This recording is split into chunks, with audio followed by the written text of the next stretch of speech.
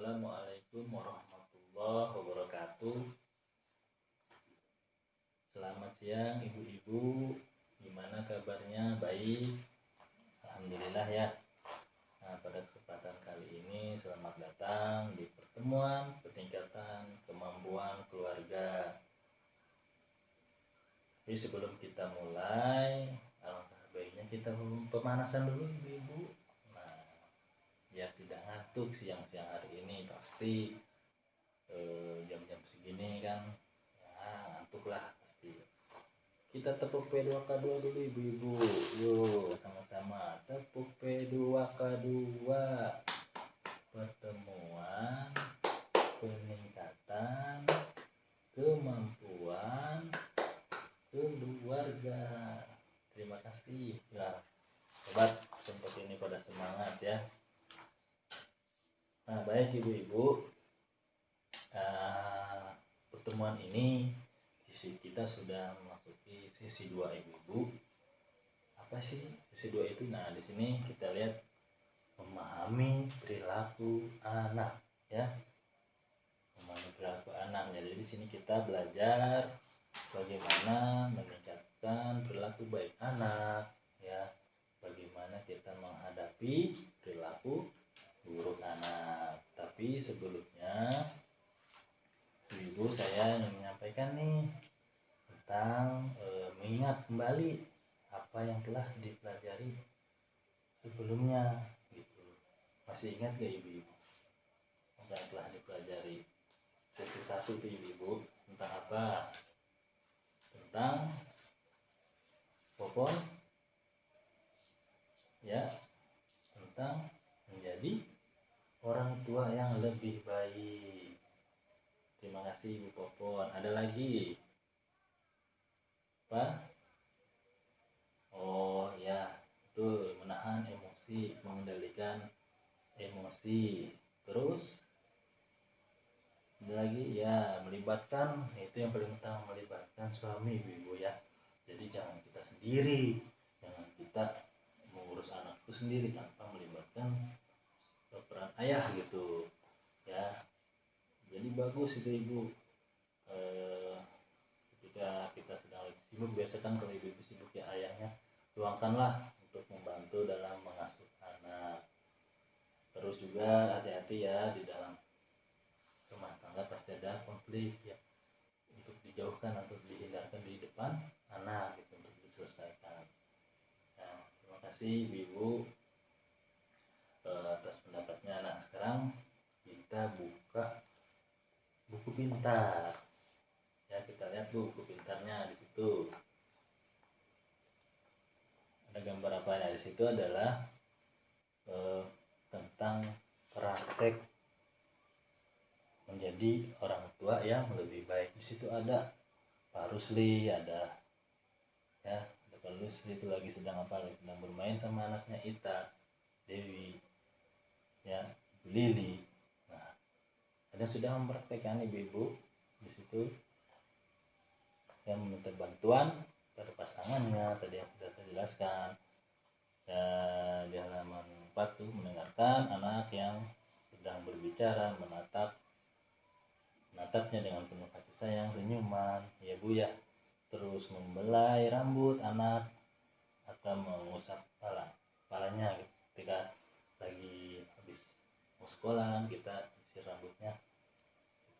Terus memeluk anak sambil berkata, ibu sayang kamu. Nah, sudah dilakukan belum ini? Ya, sudah? Oh bagus. Jadi menahan emosi bu ya. Ketika anak sedang lagi melakukan kesalahan, ibu menahan emosi. Ingat pelajaran kemarin, hebat ibu ya. Dengan cara apa sih bu? Dengan istighfar. Bagus sekali ya, dengan istighfar, dengan mengingat kebaikan-kebaikan anak ya. Bagus sekali ya, mengendalikan emosi itu memang benar sekali. Jangan sampai kita kebablasan lah ya, ketika anak sedang melakukan kesalahan kita marahin, apalagi kita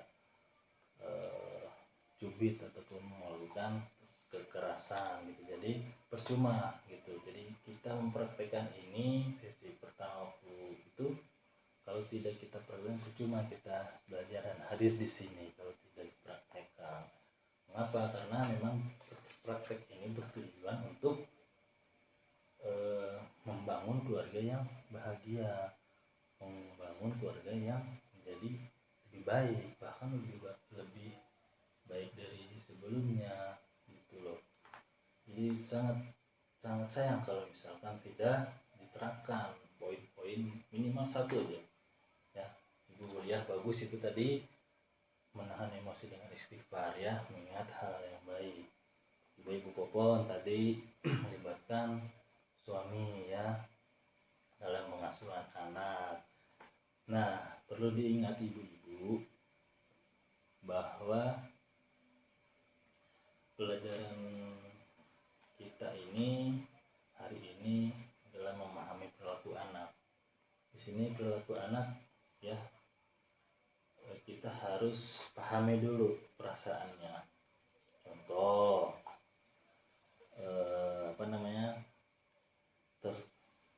biasanya kalau anak tertawa bahagia, senang, itu pasti dia akan melakukan hal yang baik. Atau sebaliknya ya, ketika anak sedang emosi, ketika anak sedang marah, ketika anak sedang berteriak-teriak ya tidak jelas, pasti akan berperilaku buruk gitu. Pokoknya kita yang pertama adalah pahami perasaan anak gitu. Oh, misalkan si A kenapa kok seperti ini gitu, marah-marah ya, ketika lagi marah ngambek lah misalnya, suka misalkan ada barang-barang yang di depan pasti diambil dan dipecahkan kadang gitu. Nah, disitulah kita pahami dulu perasaannya.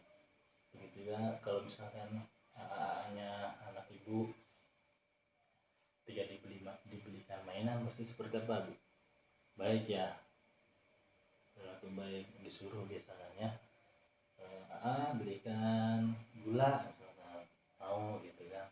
Nah ini yang kita pelajari bagaimana cara memahami, meningkatkan perilaku baik anak dan menghadapi perilaku buruk anak. Jadi kita sebagai orang tua yang terutama adalah semakin orang tua memberikan perhatian pada anak, maka memberikan perhatian sikap baik anak, maka akan mendorong anak melakukan berperilaku baik itu ya. Perhatian khusus orang tua ya, kasih sayang pada orang tua terhadap anak itu akan berdampak positif bagi anak ya ibu. Jangan patah semangat untuk pengasuhan pendidikan anak ya. Seperti inilah pokoknya, apapun bentuknya kita harus hargai ketika anak sudah melakukan hal-hal yang baik. Sampai di sini paham, sudah cukup jelas ibu-ibu ya. Tadi kita ya pertama adalah memahami perasaan dulu, perasaan anak seperti apa ya, tadi sudah dijelaskan. Ketika senang, ketika perasaannya itu bahagia, pasti insya Allah kedepannya akan berperilaku baik gitu ibu-ibu ya. Ada lagi yang paham sudah ya? Sebelum kita lanjut lagi, ibu ya paham apa yang telah saya sampaikan? Paham ya? Ya. Jadi ya gitulah, peran orang tua kita sangat berat gitu, tapi kalau kita melakukan dengan kesabaran, melakukan dengan ikhlas, insya Allah anak-anak kita menjadi anak yang soleh, berbakti kepada orang tua, mau disuruh, tidak membantah, tidak melawan, tergantung niat dan hati kita dalam mengasuh anak ya. Baik, paham ya ibu-ibu ya. Terima kasih ibu-ibu.